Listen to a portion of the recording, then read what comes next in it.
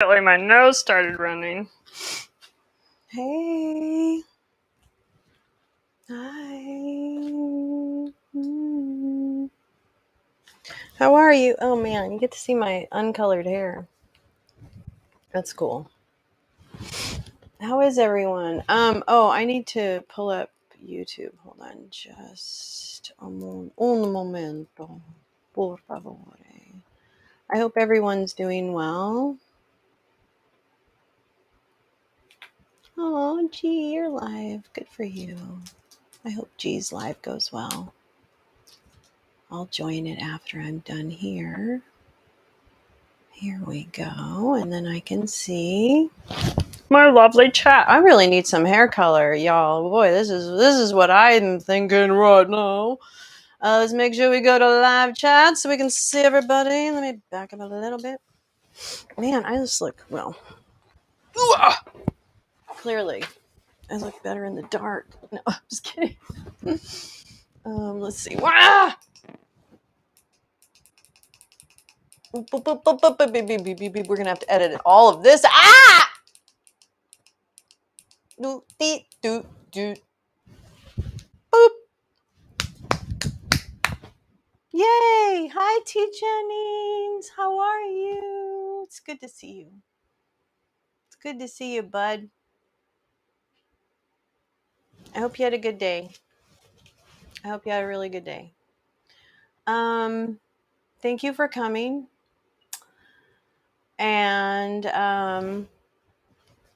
I just wanted to start off the storytelling with a little bit of context about my dad and my relationship with my dad. And you'll see how it plays into the stories and things like that. But I was the last of 6 kids.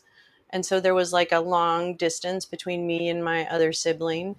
And so by the time, my parents' marriage, by the time I was graduating high school, my parents' marriage had really deteriorated. My dad had cheated on my mom, and my mom was despondent about it, and all of these things. So it was a very, very challenging relationship, and I never had a super close, like warm. My dad was not like a super warm dad, but he wasn't a bad dad. So I never had like a super close relationship, but I had a super close relationship with my mother. So obviously I took her side and saw what she had been put through a lot more than my siblings. And so I didn't talk to him for like 5 years after that. And eventually, I don't know what happened, but I came around. Might have been when my mother had a heart attack, because she did have a heart attack shortly after that. But we kind of came back together, and somehow I just decided, I'm just going to put this aside and I'm going to find a way to have a relationship. And we ended up having a wonderful relationship. And my mother passed away probably not too soon after that. And then my dad passed away quite a number of years after she did. And we were very, very, very, very close. And my daughter was very close to him. He was there in the room when she was born. She was the only child he ever saw born, and it was really moving for him. So again, our relationship went through all the same tumultuousness that I think a lot of you might have had with your parent. And somehow we came back together and made a really strong bond through the end. And he had a wonderful bond with my daughter. Was just a wonderful, wonderful grandfather. So he's very special. He's a very special person. And a lot of times, especially as he got older, he got very challenging to be with in public, as sometimes our parents will.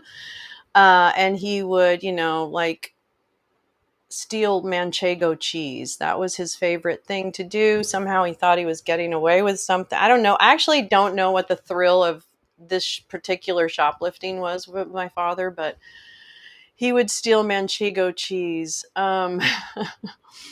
So, yeah. And then, so he would just do little petty, stupid stuff like that, and then ride buses for hours and travel. And of course, he traveled much into his late life, and his big thing, or a big thing, not his big thing, but a big thing in his life was he had a lot of girlfriends all over the world, and he would go and see them. I had to email a lot of women after he died to tell them that he was dead.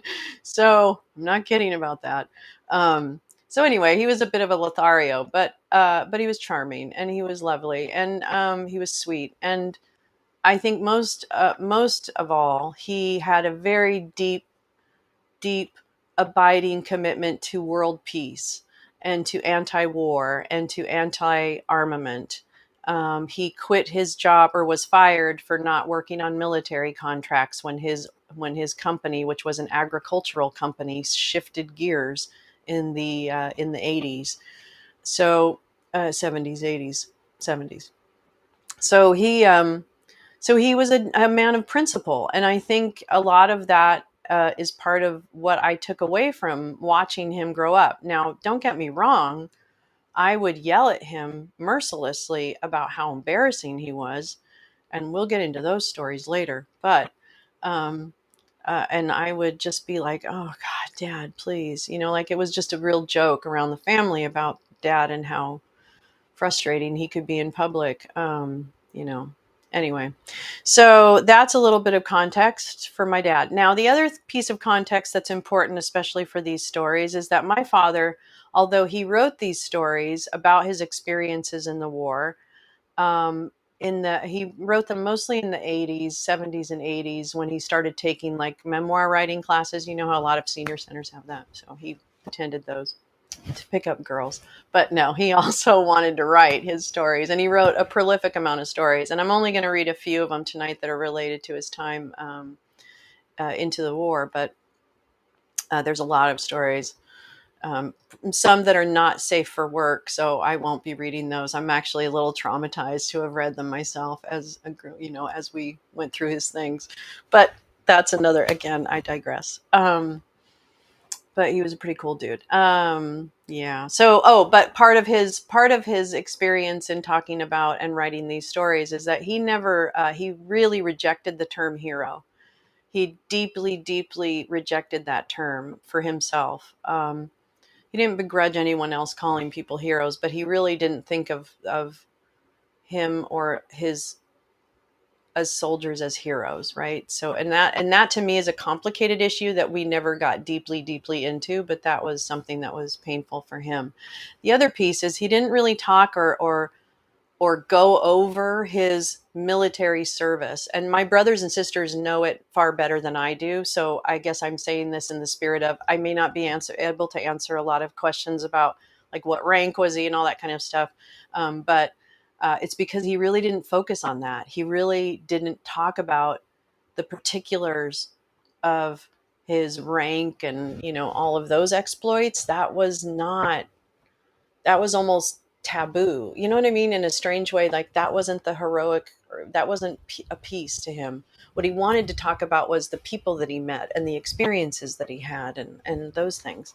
So I respect him for that. I respect him for that. But it might be, I mean, like, why didn't you know? It's just because I'm the last kid. And again, I didn't get a lot of the, hey kiddo. But my brothers and sisters are a lot better versed on some of the finer details, which we can always follow up with. Anyway, so let's see who is here. Well, I know T. Jennings is here, and I know that David is here. Let me just see if I can go over to here. Here we go. This is actually going to be better. Hi, everyone. Hi, guys. We have 6 people. Yay. Hopefully this will be something that you can watch later, or someone who's not watching now live. Welcome, and I hope you enjoy it as well at your leisure, and I'll try and make it as enjoyable as possible. I have read through these stories, but I haven't rehearsed a big acting thing. So please, I hope that how I do read it is comforting to you, or at least not cacophonous. So, all right, with that, tonight I'm going to read, let's see, I think I can get through all of these, and I might cry, but I'm really trying not to cry just because it distracts from the actual storytelling. So I'm going to try not to. but I think I can do it. So the first one is morel mushrooms. It's a story about his childhood. The next one is joining up, which is about going off to war. The next is 3-Day Pass, which is a mid-training visit he made to his brother. Shanghai, which was his. Oh, they have some kind of. Oh, I don't know what that is. Oh, this is the when they get ready to go out. Captured. Actually, the previous one, sorry, Shanghai is the navigation story that I promised you. I forgot I told you a little bit about that navigation story. So that one. Captured is his story of his capture over Germany. The Greatest Escapist is a story about his time in Stalag Luft 3. And then I'll finish, if we have time, with Popeye, which is a story I read before, but it's a nice end to this story. And then I'll finally read maybe this op-ed that he wrote. He did a lot of op-eds about the war, so maybe we'll do that. But we'll see how far we get, because it's a lot, and we might break it up. Okay, so settle in and stop stalling. Just read. Okay, fine. Whatevs. God. Where's the artist? Okay. All right, here we go. This is morel mushrooms. The month of May signaled the beginning of the mushroom season on our farm in Missouri. My brother and I were up at 6 o'clock in the morning. This was 3 hours before school began at the one-room grade school at the bottom of the hill where we lived.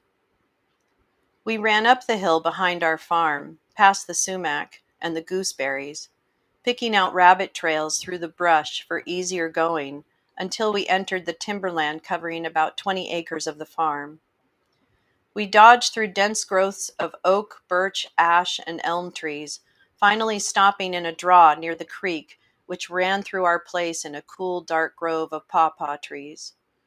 We often went there just to feast on the yellow banana-like fruit with its mushy, sweet taste. Now we wanted the first mushrooms. Each year for 6 weeks, these succulent delicacies push their conical heads gently through the crumbly, organically composted, mulchy black loam soil. We knew that we had to go every day because they would push through overnight, and once through, their life was short. Here's one, I cried. I found one, my brother yelled. It was exciting, not only that we were anticipating the feast ahead of us, but there was a thing happening. It was almost like witnessing the birth of something, and we were the only witnesses. I felt that I could see the mushroom break open the soil like a chicken pecking through the eggshell. These things were alive. They were beautiful, ribbed cones, slightly brown on the edges of the white honeycombed cap. We picked only the fully developed ones, willing to wait for those just beginning to raise the soil. Soon with enough for breakfast in our flour sack, we set out for home. Barely able to contain our joy in our discovery, we ran across the plain board floor of the front porch through the screen door to our mother. She swung around and joined in our joy. They're beautiful. You took good care of them, too. There aren't any broken ones. She was a woman of appetites. It was she who knew they were not poison. She cooked them as much for herself as for us. She washed and dipped them in a special egg batter and cooked them in a big black frying pan. The taste was undescribable, and to this day my mouth waters when I think of putting one of those golden yellow morsels in my mouth. 45 years later, I visited my cousin on that same farm. She answered my question. Well, those morels don't grow there anymore. I don't know what it is, but we haven't seen any for 15 or 20 years. Although I was disappointed that I would not be able to pick and eat these again, I took pleasure in the memory of those early morning searches, which brings life to those times. The smell of the woods, the sweetness of the pawpaws, the exotic taste of the mushrooms. I see the youthful, joyful face of my brother and feel the loving, sensual appetite of my mother. So that is morel mushrooms. Thank you. Hi, Eugene. How are you? It's so nice nice of you to be here. Oh my gosh, I'm so excited. I won't be looking at chat. Hi, Tom. Hi. I won't look at chat while I'm reading, obviously, because then I'll just get lost. And there's no guarantee that I won't get lost either, but we're going to go on to the next one. It's really nice to see everyone. Okay. Clean my glasses. All right, and I may change some of the names. All the names are changed in this. So yeah, I'm just using the fake names. But this is called Joining Up. Events shape one's life. As I look back on my 81 years, I note that much of what my life turned out to be was a consequence of events that followed spontaneous moves on my part. This paper is the description of a spontaneous move. Little did I realize that entering the Air Corps would lead me to a German prison camp and then in the unexpected direction of a life dedicated to peace. The skinny 6-foot boy carried the small black suitcase through the screen door. He turned to hug his mother, a short woman with a gleaming complexion, hair mostly gray now and tied in a bun at the back. His 2 younger sisters silently beamed their love for an older brother through eyes brimming with tears. He turned to peer back into the dark interior of the small living room to find his father's face. "Goodbye, Dad. Take care of yourself." Tears came to his father's eyes. "Don't let anything happen to you, son." He retreated into the darkness. 2 of his boys had left home. The oldest had left for the Air Corps 2 years ago. His second son was in the seminary in New York. Now his youngest was leaving. He shook his head. The boy stepped off the unpainted, worn porch down the 3 steps. He looked back to see the figure of his mother leaning against the door jamb, holding a corner of her apron to her eyes. Just 2 weeks prior, he had enlisted in the Air Corps at the recruiting office in the Maine post office. It was June 1941, and the early morning in Nebraska was typically warm and humid. The first light of dawn chased the shadows of the overhanging elm trees from the street. The clip-clop of the roan horse pulling the red and white Roberts dairy wagon blocked out any other noises. He picked his way down the broken and tilted slabs of the sidewalk in the predominantly poor neighborhood. Today, he was taking the same path he took every morning to cover the 2 miles to the University of Nebraska. His freshman classes had ended 3 weeks earlier, and he knew he might be taking this walk for the last time.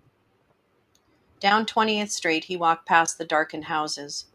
As he turned up J Street, he looked to see the dark outline of the state capitol building ahead.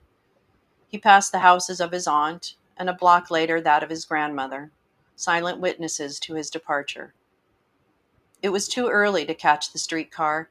They started at 6 a.m. The steel rails embedded in the brick roadway reflected the dim light of the infrequent street lamps. His pace slowed, his thoughts pulling him back to the warmth of those he had just left. No one had chosen to go with him. It was a long walk. Goodbyes were said silently through long, caring glances. That was the way he wanted it. No tearful goodbyes at the post office where, with 5 other boys, he would wait for the trip to Omaha and the swearing in. Now he was passing the Capitol building, a favorite hangout. He always walked through the building on his way to and from school, relishing the coolness of the long, dark corridors. He enjoyed the familiarity of the ornate room with the leather-bound swivel chairs of the unicameral legislature, and he always passed the open door of the governor's office to catch a glimpse of him. This day it was too early, so he crossed the street and climbed the steps of St. Mary's Cathedral to the giant carved doors which he had entered each day for Mass. Then he did the 6-block walk from the church to Cathedral High School in downtown Lincoln. The red brick 3-story building loomed ahead in the darkness. The school had been condemned for structural weakness more than once and stayed open only due to the power of the bishop and the promises of corrections of the faults. Soon he turned the corner at 12th and O Street. Now a few automobiles were moving on the street. The clang of a streetcar and the powerful hum of its motor drowned out the hawking of a newsboy peddling the Lincoln Star. This was the same corner that he had claimed as a 13-year-old to sell his stack of papers, fighting off others who wanted it. It was the best corner in town. The university campus now emerged out of the darkness. The baseball field, the field house, all places he had played freshman ball the year before. The Museum of Natural Science was a place he knew well, for he was fascinated by the bones of dinosaurs and the relics of early man.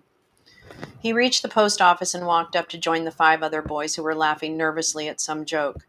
He remained silent, not wanting to enter their world yet. He thought about his brother, who had suggested to him in a letter that he enlist so that he could send money home. There weren't any jobs anyway, so why not? Still, it was strange and a little frightening. It was like him to leave home and walk into an unknown situation. He concluded his reverie with the thought, well, I've got to leave home sometime anyway, so why not now? The olive drab six-wheeler with a canvas cover pulled up and stopped with the brakes squealing. Okay, everyone in. A sergeant pulled down the tailgate. The boys leapt into the darkened interior to sit on the benches on the sides. He sat alone.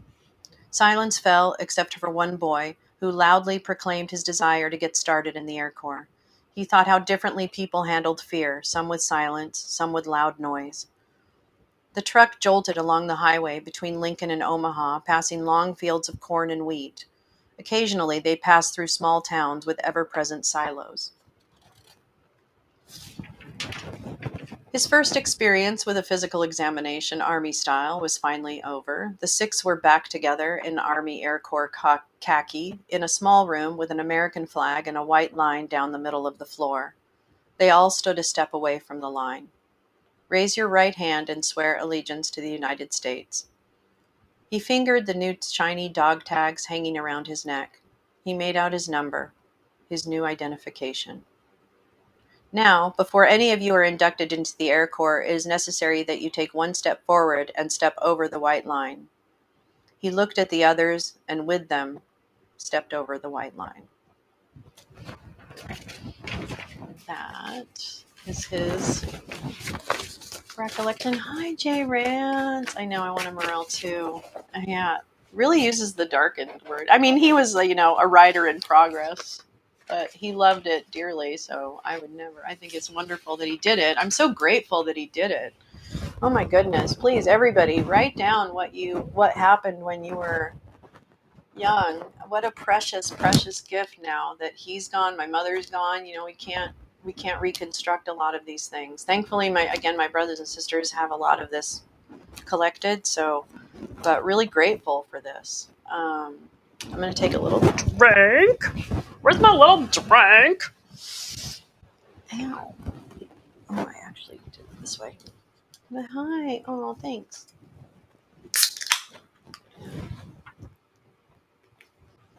He would approve of me taking a drink. Yeah. Anyway. And he ended up being one of those dads who's like, you can do no wrong, right? Like, those dads that are like, you're the best at everything, darling. So it's, they like, we have such complicated relationships with our parents, frankly. So, let me make sure that you guys can still hear me. Yeah, you can. Okay, good. All right. The next story I'm going to read is called 3-Day Pass. And so this is a little more. So thank you. Hope you enjoy it. As the tail lights dim in the distance, I resume walking along the side of US 49, headed southeast from Jackson, Mississippi, toward Mobile, Alabama. It is a little after midnight, and with no moonlight, it is very dark. I look up at the stars, beautiful, sparkling points of light on black velvet. I walk warily along the side of the road. There are no more cars now, and the sound of frogs riveting across the dark bank of the levee along the highway emphasizes how deserted this stretch of highway is. There are alligators on the other side of the levee, and the thought raises the hair on the back of my head, and a shiver runs through my body. I think again of the telegram from my brother. Come down if possible. I'm at Eglin Field, close to Valparaiso. Love, your brother. The message is short, but the feelings it calls up are deep. He is my older brother, 22 now. I have admired him all my life. He has been my protector and my hero. He's a perfectionist, a person driven to excel at anything he tries, whether it is football, baseball, golf, or farming. In some ways, I suppose he has taken on the figure of a father for me. It is because of his advice that I am now in the Air Corps. I'm eager to see him, even though I must hitchhike. My squadron commander at Greenville Air Base gave me a 3-day pass on the basis of the telegram. And so here I am with $10 in my pocket at Highway 49 at midnight on March 7th, 1942.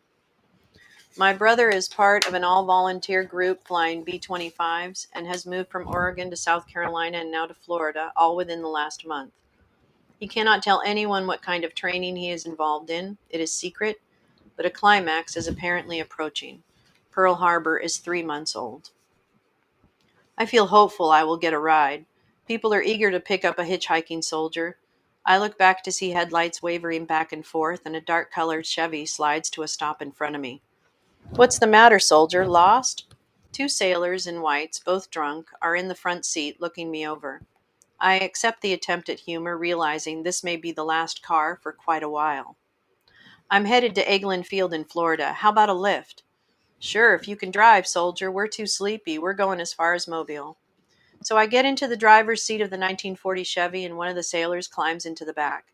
Around 4 a.m., we pass through Biloxi and turn east on US 10 to Mobile, about 16 miles further. Once through the outskirts of Mobile, I pull up at a truck stop with the sailors snoring away. I shake one of them awake, and after thanking him and telling him where he is, I go into the cafe and spend $2 on a big breakfast. They're still asleep when I finish and get back on the road. I know it will be easier to get a ride now because it is daylight and Mobile is a large city. Only 5 minutes and another sailor picks me up bound for Pensacola. The wind is blowing hard now and rain starts to come down. "Looks like a big storm is coming in off the Gulf," he says. "We'll have to go slow." As he turns to drive across the causeway out of Mobile, the water is coming down in bucketfuls and waves break across the low roadway. God, I think, how do people adjust to this? Shouldn't I be afraid? All I can see ahead is rain, waves, and occasionally a glimpse of the white railing alongside the causeway. Finally, we reach Pensacola. It has only been 30 minutes of fear, but it has seemed like hours. The sailor pulls up at the entrance to the naval base, and I thank him and open the door to stand on the white sand along the road. It is now 7 a.m. I'm dog-tired, but the sun breaks out, and I see the ocean in a beautiful blue. This is the first time I've seen the breakers of an ocean, and I'm entranced by the whiteness of the sand. I flag down a white sporty car. 2 pretty girls, it's my dad, in swimsuits of all things, are laughing and flirting and offering me a ride. I get in the front seat astonished by this lifestyle and taken by it.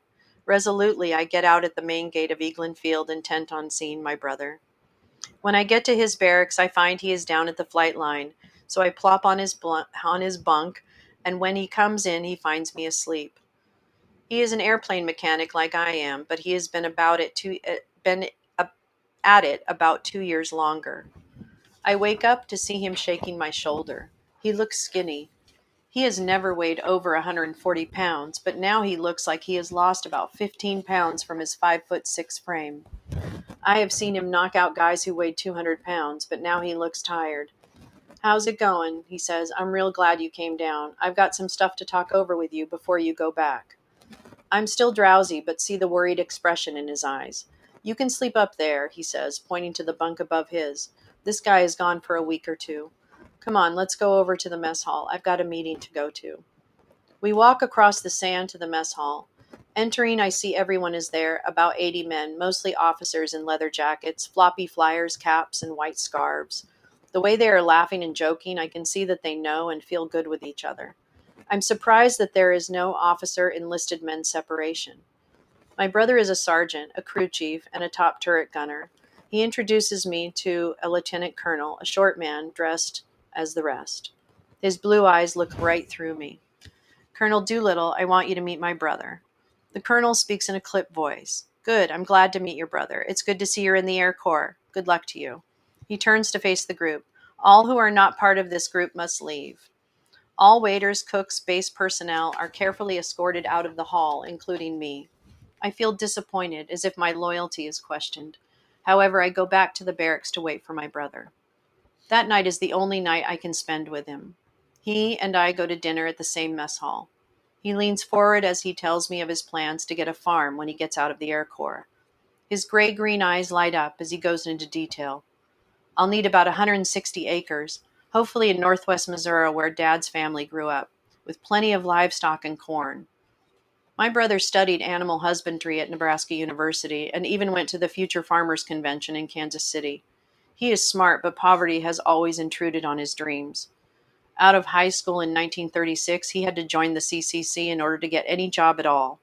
A year later, he left the three C's and went to University of Nebraska for the next year and a half until our home finances got so bad that he couldn't continue and joined the Air Corps in 1939.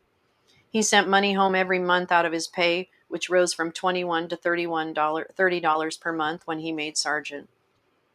He becomes even more serious. Take care of mom and dad and the girls.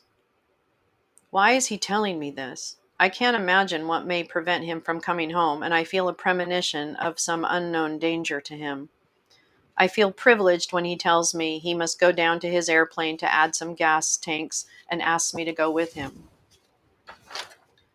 His B-25 is parked in a huge hangar, its high gull-shaped wings so tall we must get on platforms to work on it. We work until midnight, inserting and sealing additional gas tanks in the wings. I feel good working with my brother, particularly happy that I know enough to really help him. When we get back to the barracks, we are exhausted, but we both feel like talking, and we lie in our bunks and talk over old times. We remember the early morning golf game each Thursday at the Lincoln Country Club, where both my brothers and I were caddies, and Thursday was Caddies Day, a day of free golf.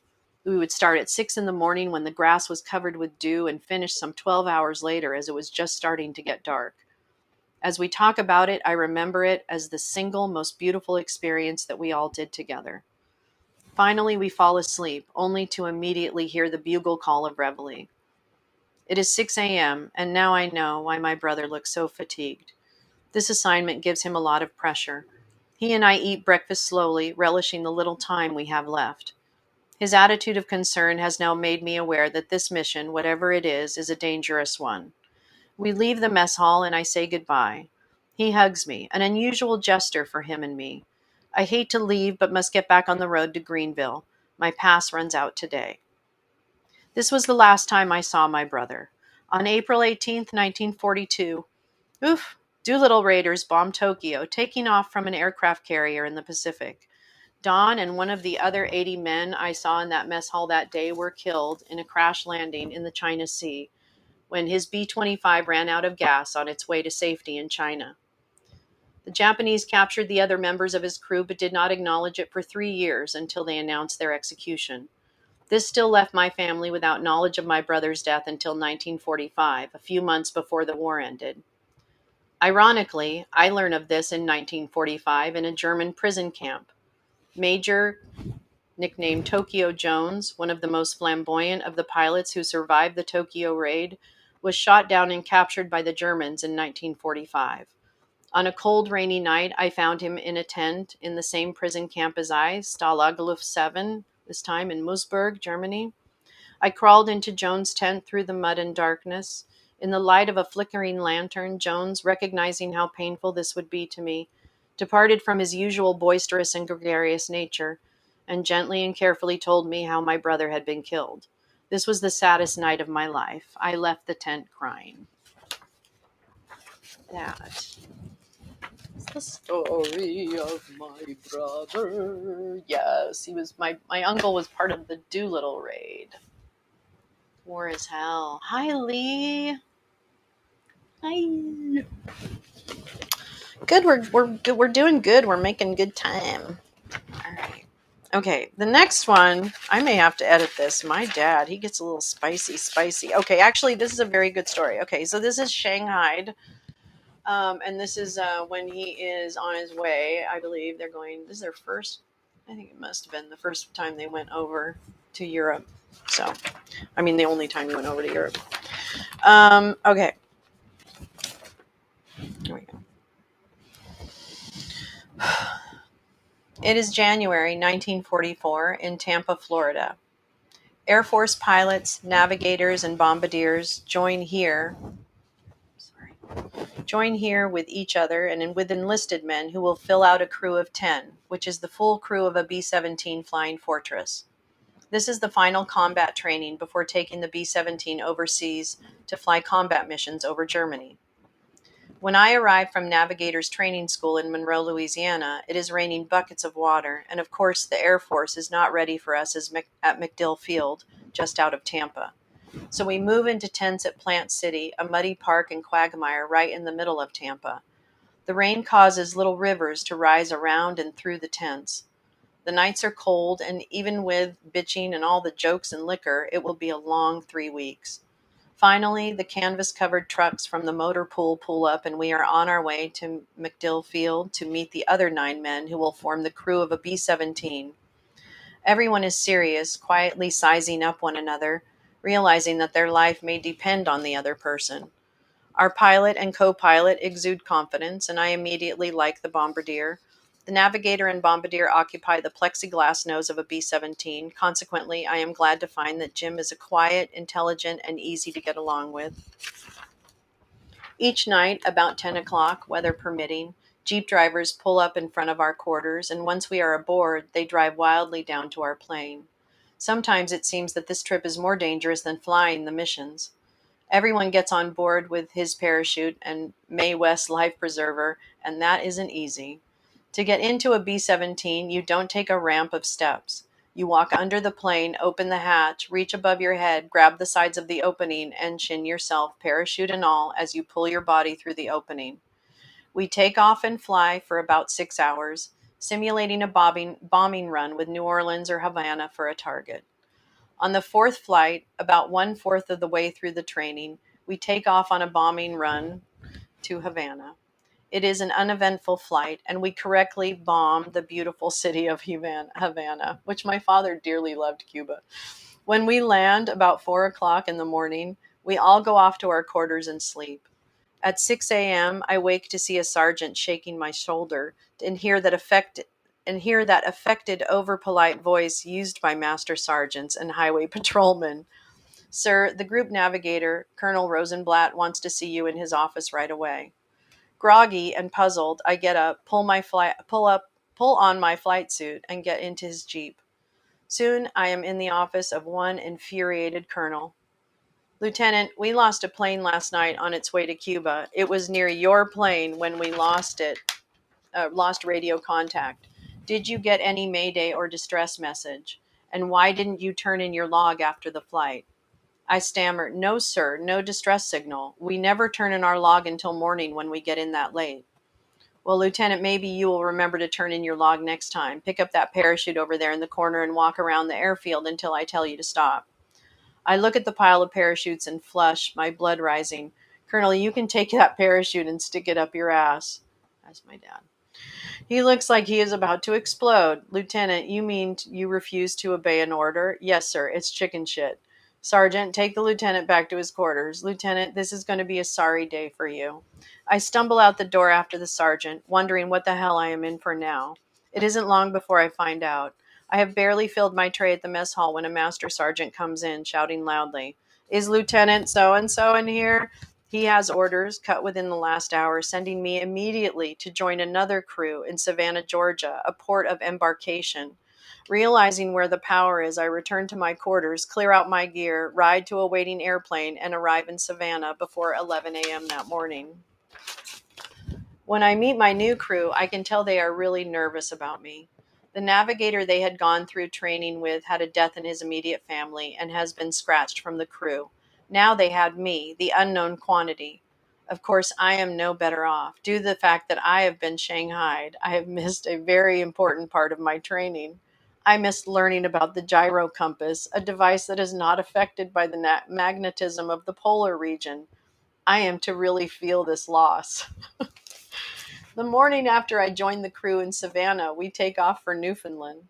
Due to the influence of the North Pole, I am astonished to see that the needle of the magnetic compass is veering off suddenly about 40 degrees as we fly into Gander Lake Air Base in Newfoundland.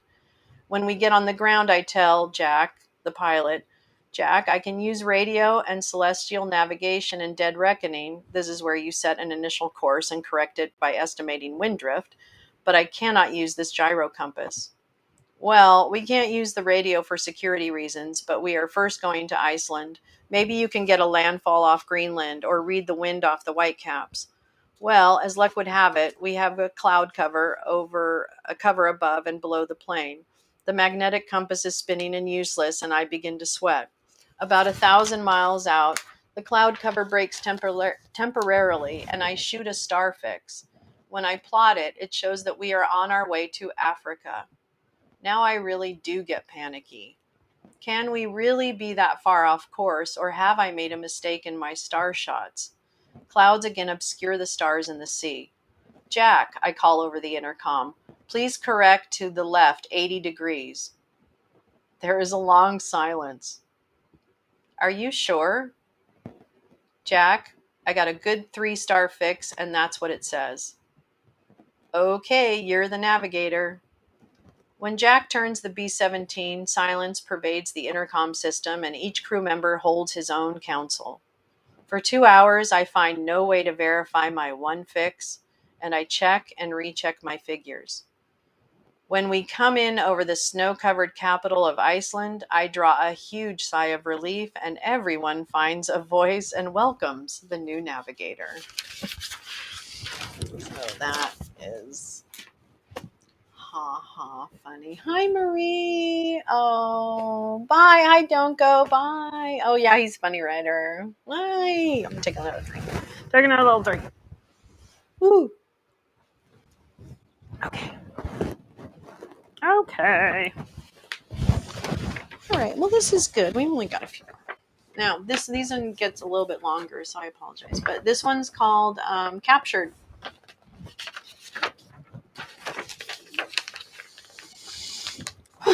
Okay, here we go. We continue to fly bombing missions over France and Germany. We are still a long way from the 25 required. This is our 10th mission, and we are forced to climb to an altitude of 33,000 feet, unheard of for a B-17, to avoid contrails, condensation clouds formed by the passage of the wingtips through air at critical mix of moisture and temperature. This phenomenon affects vision so much that our formation either must be very loose and vulnerable or climb higher to an altitude where contrails disappear. So I log 33,000 feet when we bomb Le Bourget airfield just outside of Paris. Even though I will soon forget this entry, I will later be reminded of it in an unexpected way. On D-Day, June 6, 1944, we fly 3 missions in 8 hours, starting at 3 a.m. These are low-level flights, about 1,500 feet, over the Channel to the Cherbourg Peninsula and back. The Channel is full of ships, some capsized, others unloading troops and supplies. The seas are rough, and landing is no easy job. These flights are milk runs for us, so called because we encounter no flak or fighters. Not so, of course, for those slugging it out below. On June 21st, all of the flight crews called to fly that day are in the ready room. We always dress to meet freezing weather. The B-17 is not heated or insulated, only a bare aluminum skin covering ribs and stringers. It will be cold at 24,000 feet, our normal altitude. If the ground temperature is 45 degrees, then we will fly at temperatures much below zero, since the loss in temperature is almost 4 degrees per 1,000 feet. For this reason, we wear blue long johns, electrically heated by small wires sewn into the wool. These are covered by olive drab coveralls, followed by pants with suspenders, jacket, cap, boots, gloves, all of sheepskin. We sit sleepily in the ready room, about 20 crews. Only the officers attend these briefings, 80 men in all. The enlisted men are already out at the plane, checking their guns and the plane. The commanding officer, a full colonel, announces today's target is Berlin, the first daylight bombing of Germany's capital city. There is a murmur of consternation mixed with gung-ho cheers. Johnny, the bombardier, and I sit on folding chairs on each side of the co-pilot, Don. He's drunk, almost asleep. He has been drunk on every mission so far. A gentleman who should never be here. It's his way to shut out the nightmare of these missions. Berlin, he says drunkenly. Whoopee.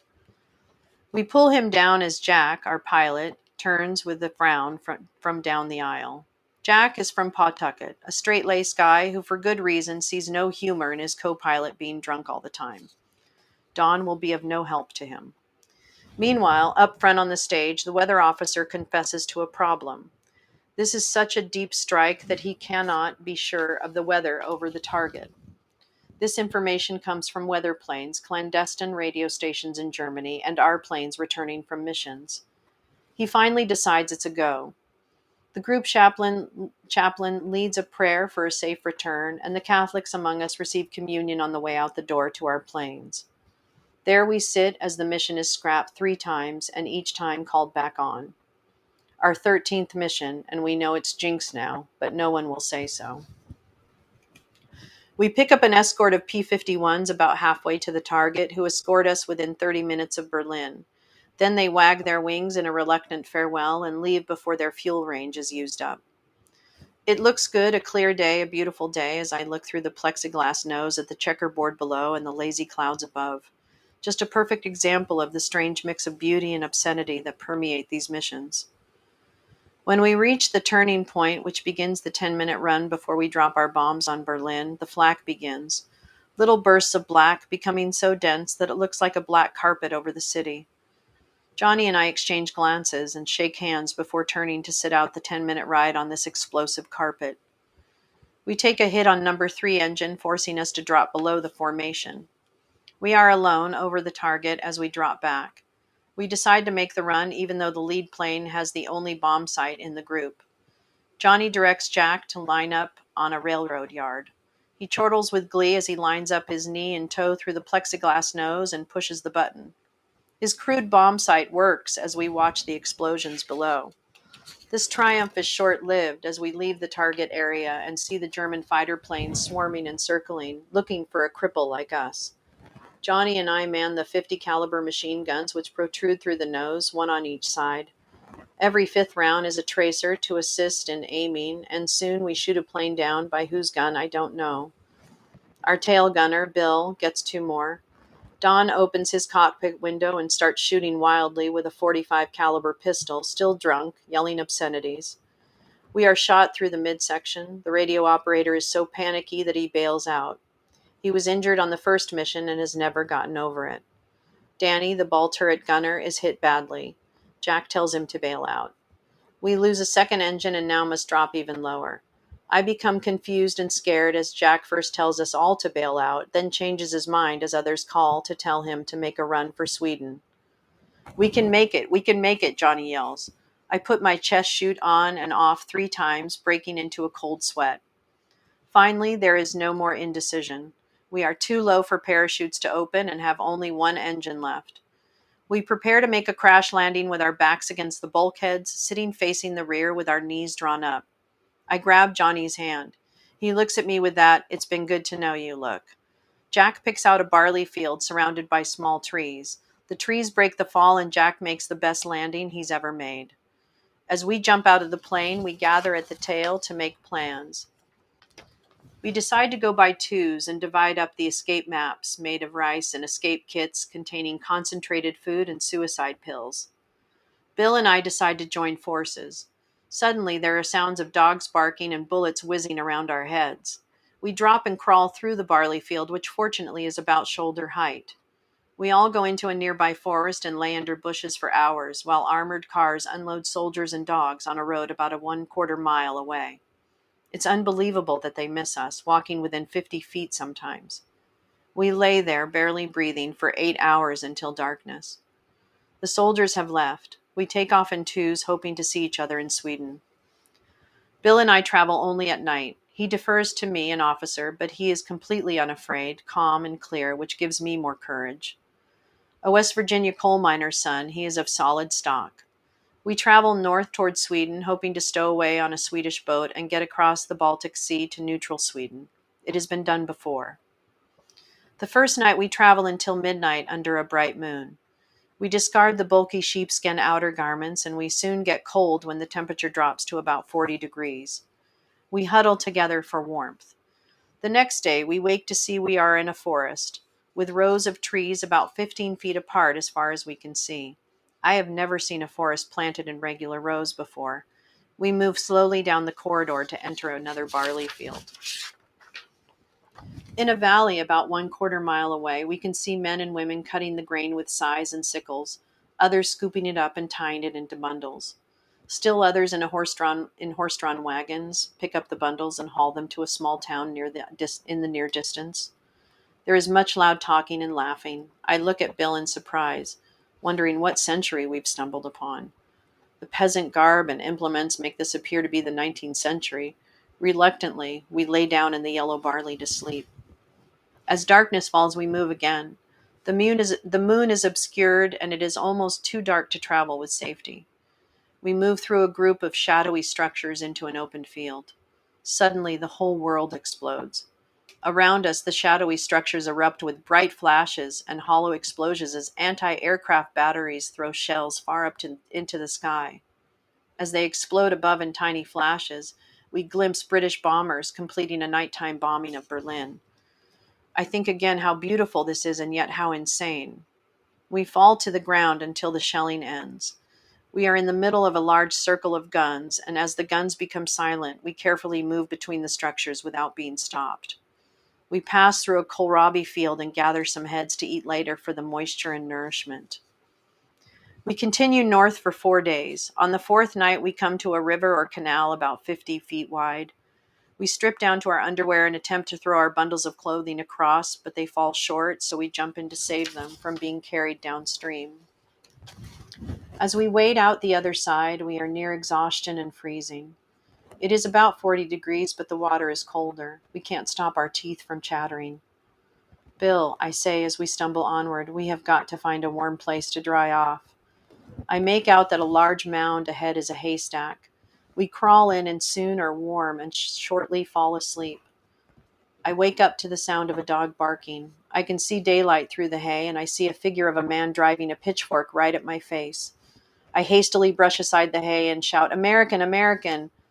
Bill crawls out, and we face a German farmer and a woman, probably his wife, both dressed in peasant garb, much like we had seen earlier in the peaceful rural setting. They are very excited and very nervous, shouting commands that I don't understand. Suddenly, the woman runs toward the house. Bill and I look at each other, acquiescing in a silent surrender. Soon, two policemen drive up in a gray car and, with much agitation, poke us with rifles, telling us to march. A bizarre sight, two men in blue underwear stumbling along a dusty, tree-lined road, being jabbed at intervals with rifles, as the two policemen, the farmer, the woman, and the dog all escort us along. Soon I realize that they want us to take them back to our plane.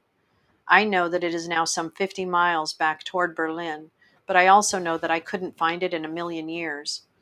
I turn to face them to try to get this message across.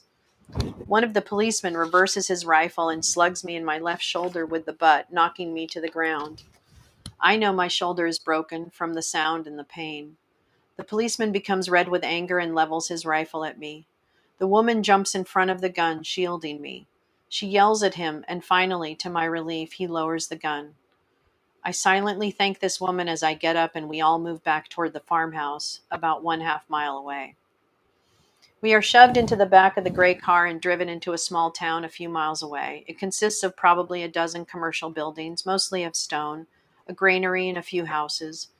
We are wet, dirty, unshaven, and unkempt. I feel like animals must feel when they are captured. We are thrown into the one cell of a local jail with a dirt floor and concrete walls, and iron bar swinging gate type door. I am so weak that I can only lie on the floor. Then the parade starts. As many as 100 people pass by the door, some spitting on us, most shout obscenities in German, making us fully aware of how low an animal we are. About noon, I am taken out and led up to the dirt road street to what proves to be the local schoolhouse because the teacher can speak some English. I tell her that we are American flyers who were shot down over Berlin and must be given medical treatment and other privileges as prisoner of wars according to the Geneva Convention established after World War I. She seems to be able to get this across to the local policeman. Again, the actions of a woman softens the face of war. Later that night, we are taken to Berlin in a canvas-covered truck and through Berlin to the Tempelhof Aerodrome. It is a great surprise as we walk into a huge hangar to see Jack and Don and another Jack, our crew chief, sitting at a long table eating steaming bowls of barley soup. Soon, two laughing German Luftwaffe pilots in leather jackets and white scarves join us. They are two of the pilots who shot us down a few days earlier. And with Sonhalter translating, they, by hand gestures and much shouting and laughing, tell us how they did it. Even though my shoulder is throbbing, I could feel the comradeship expressed in this strange relationship of flyers. After an hour of this one sided and unexpected conversation, we are trucked again to a train station. We board the train for Frankfurt in Western Germany. We are now prisoners of war. So that's the story of his capture. Oh, Tom, that's so nice. I'm glad to hear that. Let's make this a little brighter. Oh, hi, Don't Go. I'm glad you guys are here. All right, another story. This one is called The Greatest Escapist. So I haven't read this one in a while. So yeah, we'll go with this. 3 weeks before Christmas 1944, Charlie is almost ready to begin his 8th escape attempt from Stalag Luft 3 in eastern Germany. I'm glad Charlie and I are members of the same combine, for he is an exciting guy. He is usually involved in a self-imposed regime, preparing himself logistically and physically for the rigors of escape. Charlie was one of the 80 prisoners who had escaped through a tunnel earlier this year.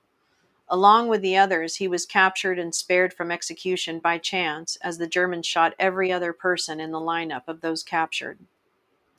Now he was ready to try again.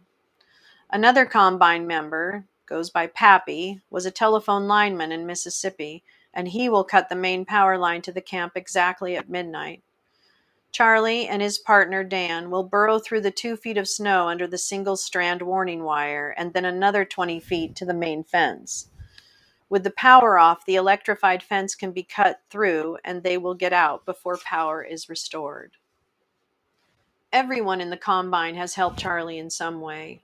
One man helped Charlie sew white towels into a garment to camouflage the crawl through the snow. Once past the fence, they will remove these and be dressed as Wehrmacht officers.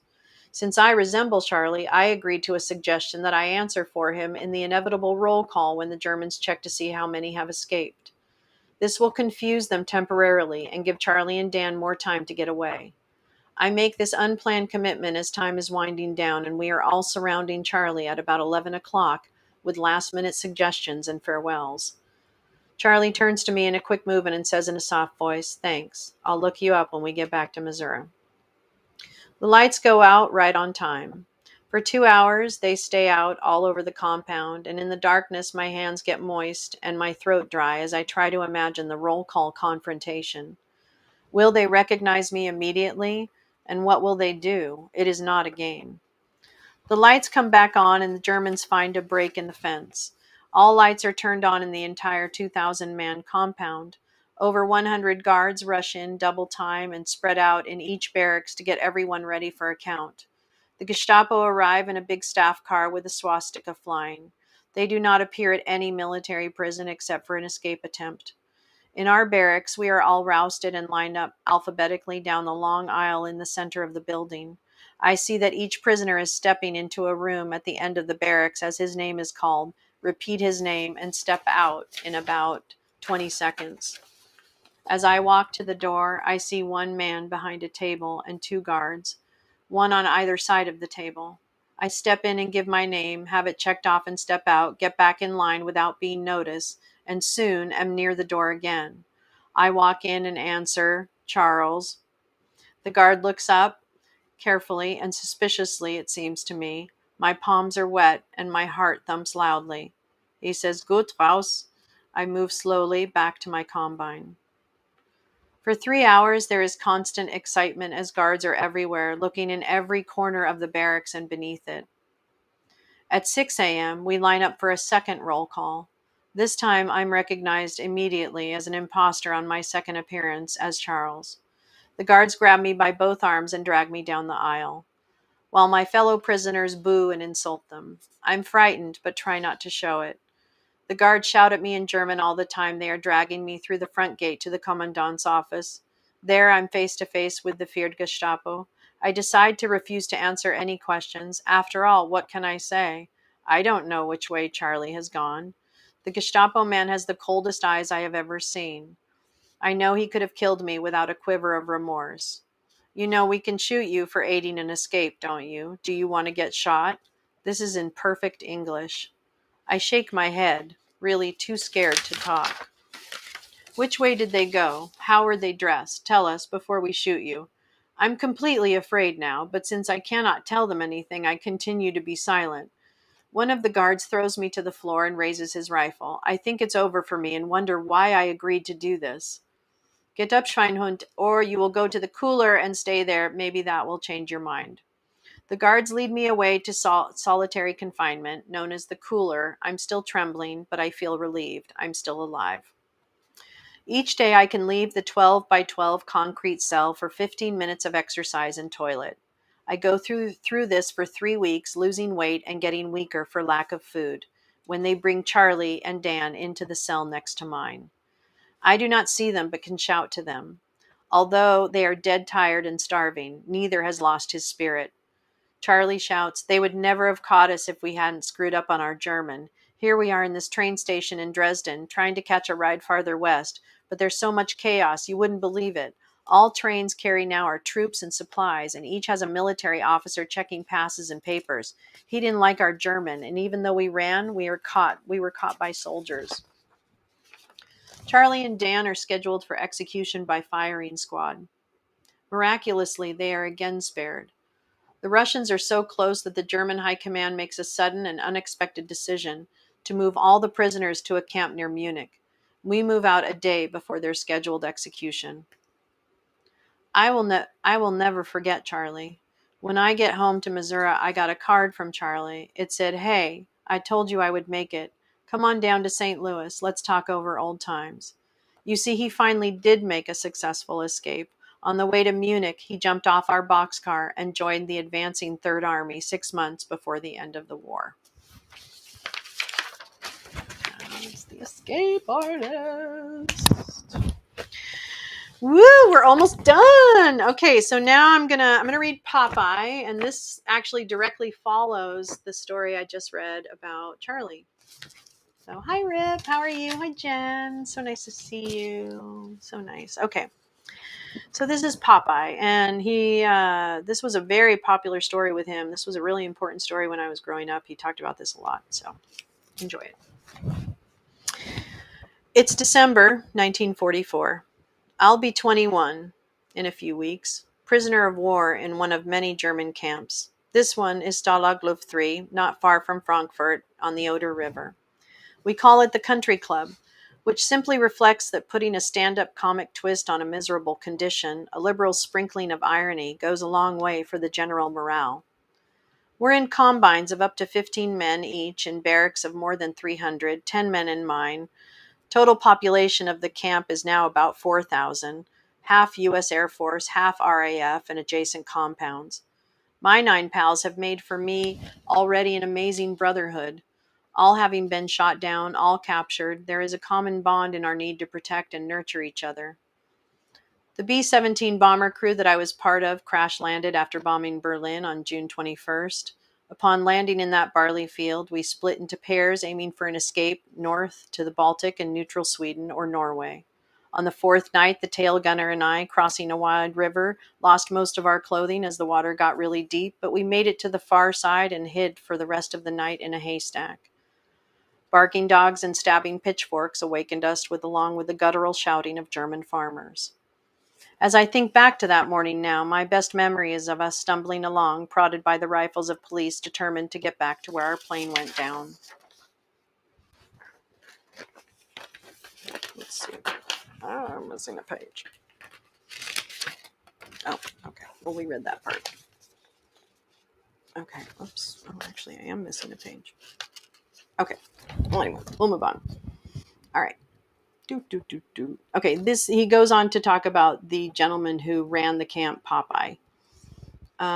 He had been involved in an accident. So he had caught shrapnel in his right eye. And so altogether, he had a black patch held on by a string around his head.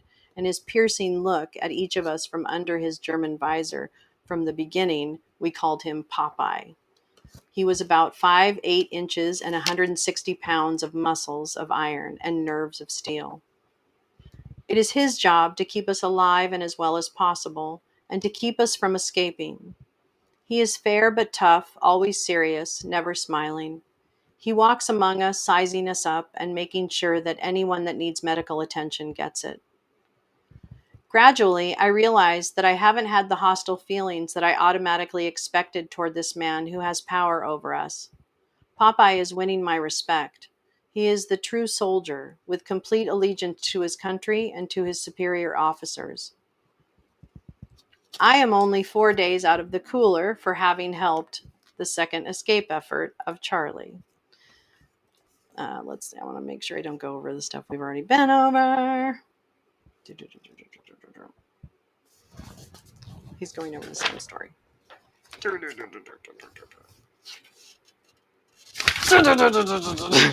Okay, here we go. Now we go. Okay. Okay. It registers with me that Popeye has shown me no resentment, treats me as he always had. He looks me over especially careful at Apple, which is roll call, but I feel his grudging respect. Since yesterday, though, something has changed in him. His voice, calling names, is abnormally brutal, distant. He abruptly cuts off all horseplay.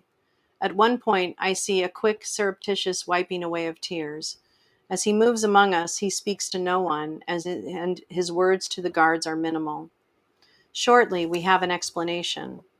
It seems that in the extensive American raid on Frankfurt, Popeye's wife, 3 children, and mother were killed.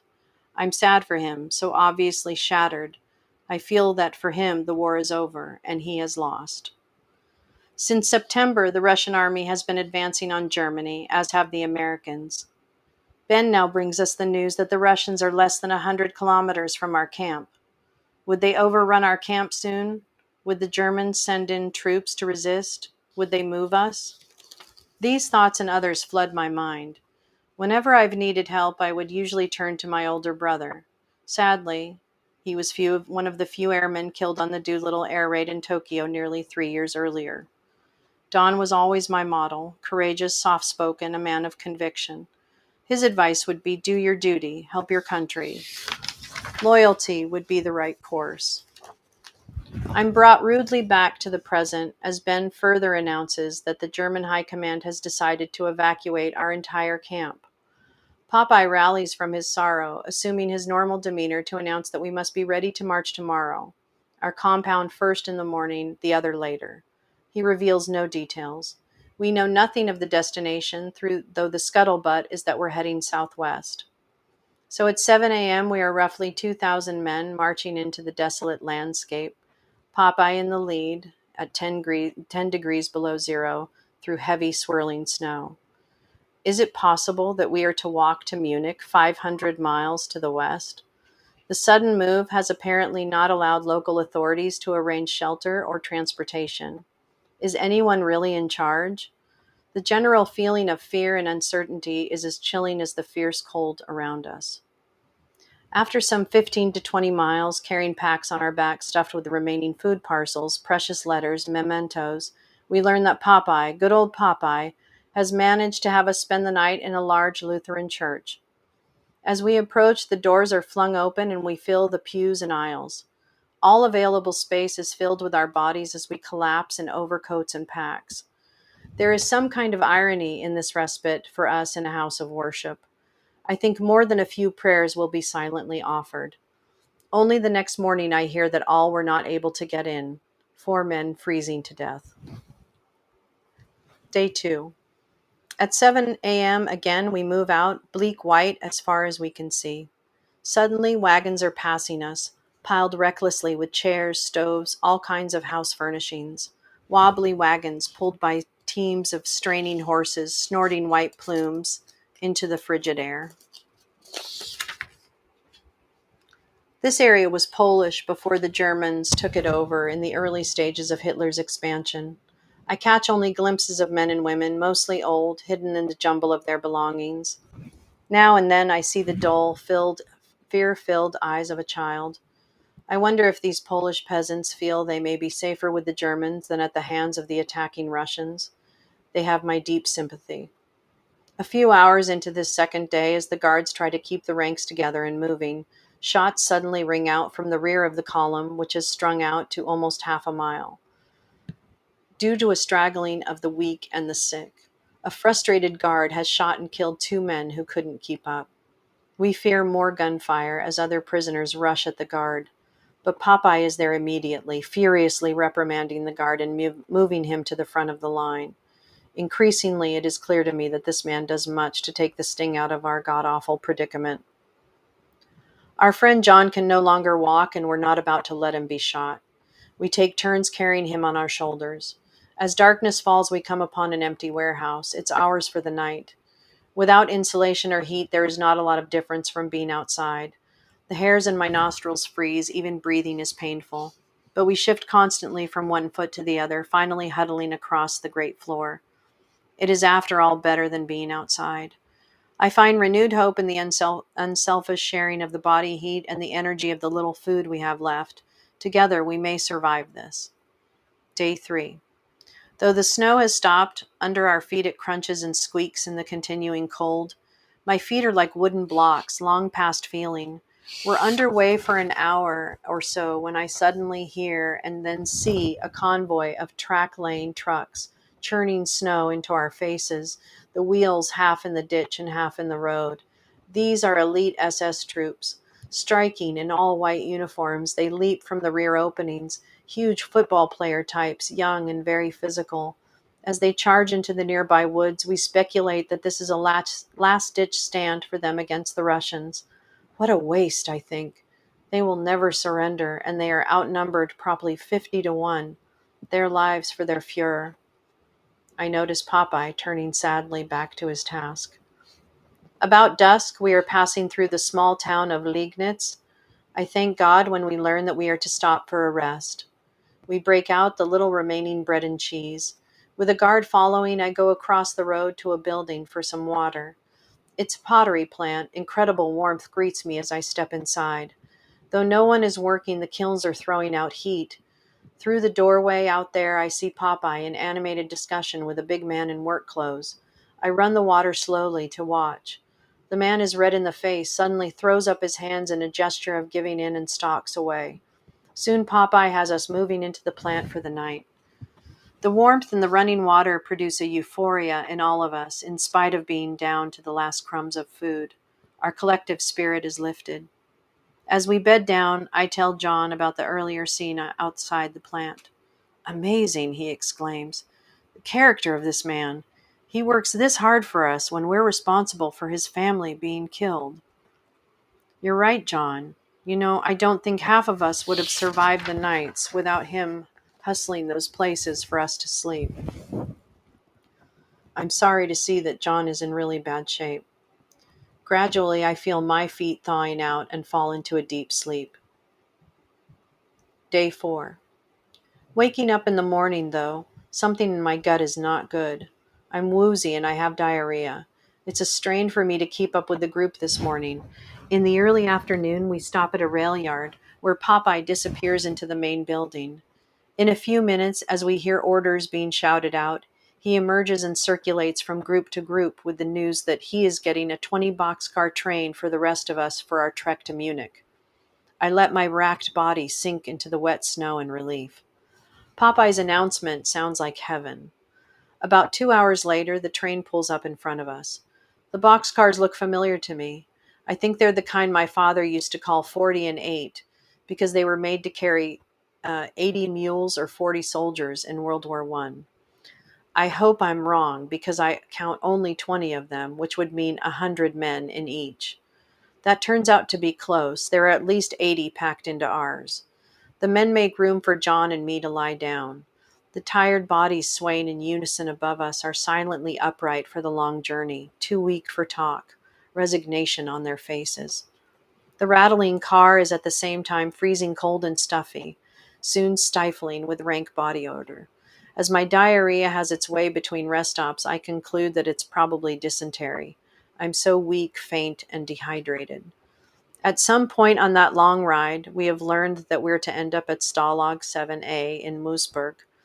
Through suddenly excited chatter, somebody leans down to tell me that Charlie has made it out. He had somehow sawed through the hasp of the door, and in that last slowing, excited,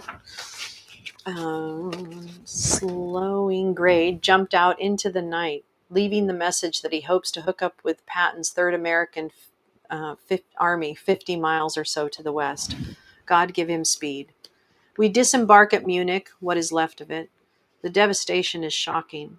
The few people that are on the streets searching for bodies among bombed out buildings and debris are too dazed to pay attention to these long lines of strange uniformed men, the men responsible for the destruction. I'm relieved when we head out on the march to the camp, about 20 miles to the north. No snow in this area, but with a driving rain, we are soaked to the skin when we reach the main gate. My body is shaking and aches in every muscle. It's pitch dark, there are no lights. I don't even make it inside, but fall to the ground. Scarcely aware that night finally gives way to daylight, I'm too sick to care whether I live or die. I feel that days have passed when someone is lifting my head and has a spoon at my mouth. Hot barley soup, come on, you need it. Ben and Pappy are hauling me inside and sitting me up against a wall. The barracks is also way too small. I vaguely see men crowded together everywhere with cups of soup. With Pappy's help, I manage to get some down. The day passes, and without moving and scarcely aware of the awful state of dysentery as wrecked on my person, more soup the next day begins to revive me. Within 2 or 3 days, I feel my strength returning, and soon I am actually on my feet, determined once again to keep moving. It would be stupid to die here with Russians closing in from the east and the Americans and English near us to the west. The upbeat buzz among the men making it clear to me that the end of the war is at hand. The guards become friendly, hardly maintaining any show of accountability and not even calling appel. As soon as my legs are up to it, I take to walking aimlessly around the enclosure each day to pass the time. Between compounds there are gaps in the fences, so that soon I go through and talk to all kinds of men involved in this war, Russian prisoners, Poles, French, English. We learn that the American Third Army is only 30 miles away now, and little by little, nearly all of the guards leave. But not Popeye. This morning, there he is with a group of my prisoner buddies, telling them he will be going back to Frankfurt to rebuild some kind of life for himself.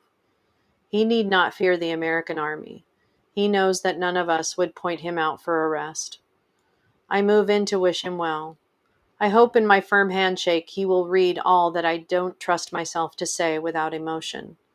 To me, he epitomizes the basic good in humanity, rising above personal grief as he did to do the best possible for hundreds of the prisoners under his care. It is Popeye, my enemy, that has me finally believing that we are all really quite alike under the uniform. Popeye. Hi, Muskie. Um, yeah, I'm gonna read them. So that's the stories of my daddy. Yeah, that's the stories. Thank you for coming. Thank you so much for coming. That was really nice. Nice of you to come. I appreciate it.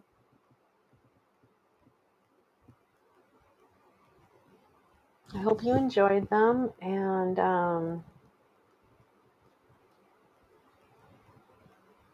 yeah, yeah, yeah. I think that I know it's a really, I know that people feel like, oh, we'll never come together. I hear that a lot. We'll never come together. Yeah, we will. Yeah, we will. Yeah, we will. This is nothing. Come on now. Come on. I think there's some conversations to be had about how to establish a foundation from which to talk from and maybe negotiate that a little bit, maybe. Um, but I think we can, I do,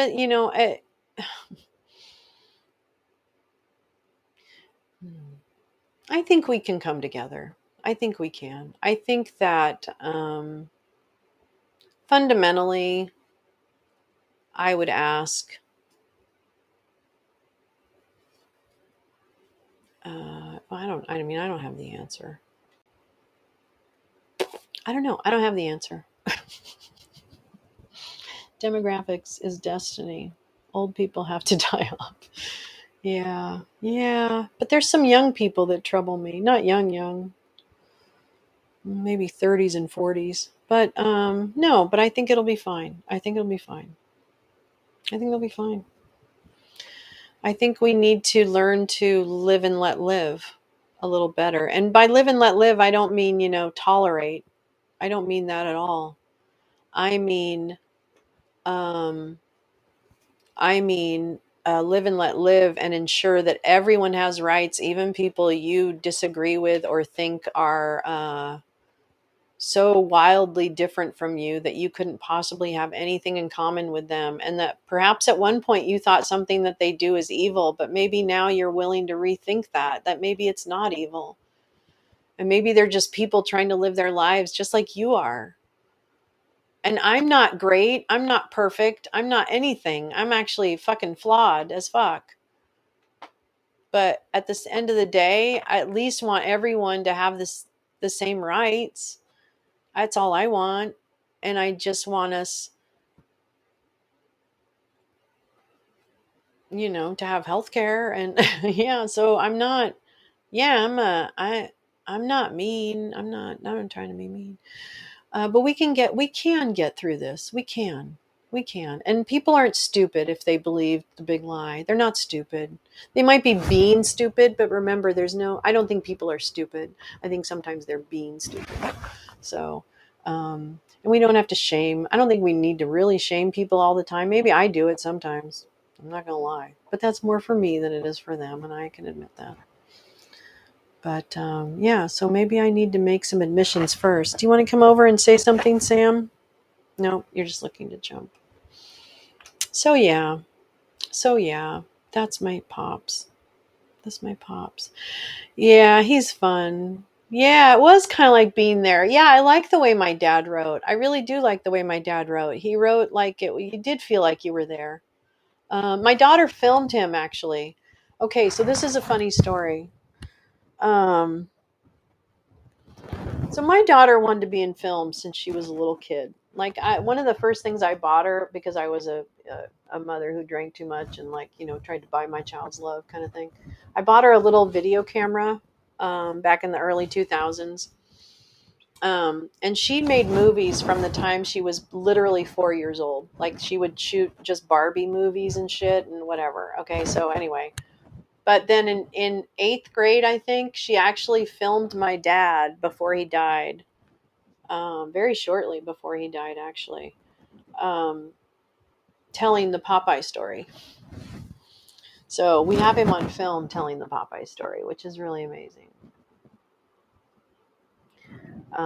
So yeah, and oh my God, I was merciless with my dad. I used to be like, "You're embarrassing. You're so embarrassing." But that's what dads do, right? I mean, I'm embarrassing. I'm a mom. I'm embarrassing. You're welcome. You're welcome, TJ. Didn't realize a new level of hatred for the J6 bitches. Here we are. I'm grateful for men like Popeye. Yeah. And we're all the same. We're all the same. They're all the same. Yeah, I think there's a way we can do it though. But here's the thing. I think people have to feel like they're being honored as full people, right? Even though they're wrong, you can still be a fully honorable person and be wrong about something. What I would hope you are is open to some information. And the problem is you can't just discount my information because you don't like my source. That's not valid. I mean, because you have to really look at my source first, and then we have to have a conversation about that. Hi. Oh, thanks. So yeah, no, I think we should have conversations and some ground rules about how we have that. And I do think we need to start with setting the record straight, like set the record straight. Maybe that's a good place to start. Hey, maybe that's a good place to start. That's not a bad idea. Let's set the record straight. Anyway. All right, I'm gonna go. But yeah, yeah. Credible sources matter. Yeah, media literacy. Hashtag media literacy. But don't just tolerate people. Don't tolerate each other. Be accepting. Be radically loving of everyone and radically fighting for everyone to have the rights. And when someone tells you, I need these rights, you can believe them. It's okay. You don't have to fully understand why they need those rights all the time. Maybe. Just maybe. You don't. I don't know. I don't know. This is the thing. This is what what my dad really taught me is we just have one trip on this marble. One fucking trip. One trip.